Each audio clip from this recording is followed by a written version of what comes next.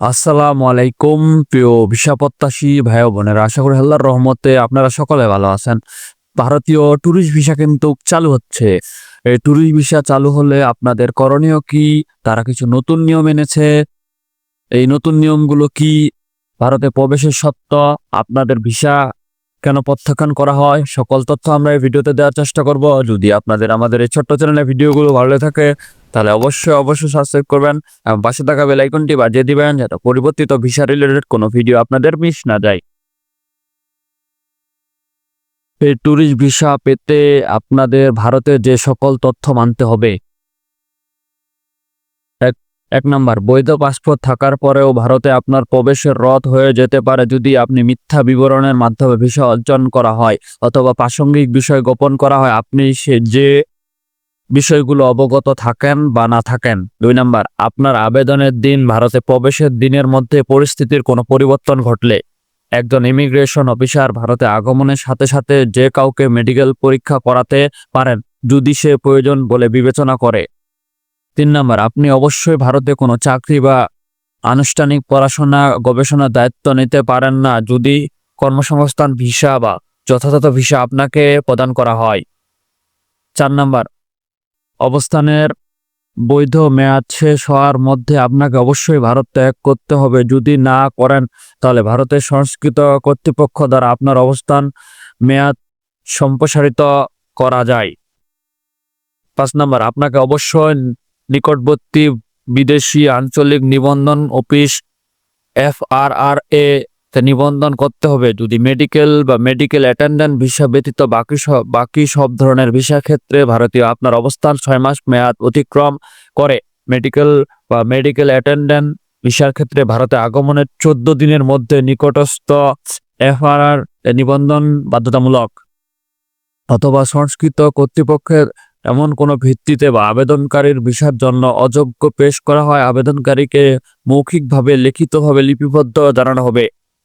এমন কোনো কথা নেই। কূটনৈতিক অফিসিয়াল পাসপোর্টধারী গণপ্রজাতান্ত্রিক বাংলাদেশ সরকার কর্তৃক জারিকৃত কূটনৈতিক পাসপোর্টধারী অফিসিয়াল পাসপোর্টগণ এর ভারতে ভ্রমণ করার 45 দিন পর্যন্ত অবস্থান করতে কোনো ভিসার প্রয়োজন হয় না। নিম্নলিখিত শ্রেণীর আবেদনকারী অনলাইন ভিসার জন্য আবেদন করতে পারেন। তাদের অনলাইন ভিসার আবেদন ব্যক্তিগত কোনো বৈধ প্রতিনিধির মাধ্যমে ভারতীয় হাইকমিশনার ঢাকাতে কার্য দিবসগুলোতে 10 ঘটিকা থেকে 13 ঘটিকার মধ্যে জমা দিতে হবে। এই আবেদনগুলো অবশ্যই অনলাইনে একটি সাক্ষাতের দিন ধার্য করতে হবে। এই ধরনের আবেদনগুলো যদি হাইকমিশনারের আবেদন দাখিল করার তারিখ থেকে আরও পরে সাক্ষাৎ তারিখ পরে তারপরেও গ্রহণ করা হবে। পাসপোর্ট বিবরণের জন্য টোকেন তারিখের পরে বা পরে টোকেনের তারিখ সংরক্ষণ করা যেতে পারে। টোকেন হারানোর ক্ষেত্রে আবেদনকারী স্থানীয় পুলিশ স্টেশন বা সাধারণ ডায়েরি করতে হবে। জেনারেল ডায়েরি জিডি আসল কপি, একটি আবেদনপত্র, একটি ছবি কাউন্টার জমা দেওয়ার পর পাসপোর্ট বিবরণ করা হয়। আবেদনকারী যদি পরিবারের সদস্য মা বাবা ভাই বোন পাসপোর্ট সংরক্ষণ করতে চান তাদের অবশ্যই তাদের পাসপোর্ট থাকতে হবে। 1 নম্বর, সরকারি কাজের উদ্দেশ্যে গণপ্রজাতান্ত্রিক বাংলাদেশ সরকার আমলদারের ভারত ভ্রমণ তাদের আবেদনপত্রগুলোর সাথে অবশ্যই গণপ্রজাতান্ত্রিক বাংলাদেশ সরকারের পররাষ্ট্র বিষয়ক মন্ত্রণালয় কর্তৃপক্ষ একটি মৌখিক ঘোষণা বা নোট ভার্বাল থাকতে হবে।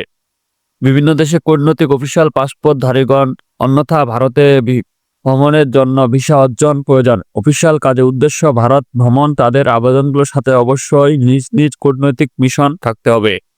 3 নম্বর, জাতিসংঘ বা অন্যান্য আন্তর্জাতিক সংস্থা কর্মরত ব্যক্তিগণ অফিসিয়াল কাজের উদ্দেশ্যে ভারত ভ্রমণ তাদের আবেদনগুলো অবশ্যই নিজ নিজ অফিস কর্তৃপক্ষ একটি মৌখিক ঘোষণা নোট ভার্বাল থাকতে হবে। কোথায় ভিসার ফি করতে হবে, ভারতীয় ভিসা কেন্দ্র, এই সকল নির্দিষ্ট তারিখেই জমা দিতে হবে। ট্যুরিস্ট ভিসা হচ্ছে ভারত বাংলাদেশ নাগরিকদের আত্মীয় স্বজন বন্ধু বান্ধব অথবা সন্তানদের সাক্ষাৎ উদ্দেশ্যে বেড়ানো, তীর্থযাত্রা বা অন্য কোনো উদ্দেশ্যে। যদি আপনাদের আমাদের এই ছোট্ট চ্যানেলের ভিডিওগুলো ভালো থাকে তাহলে অবশ্যই সাবস্ক্রাইব করবেন আর পাশে থাকা বেল আইকনটি বাজিয়ে দেবেন যেন পরিবর্তিত কোনো ভিসা রিলেটেড ভিডিও আপনাদের মিস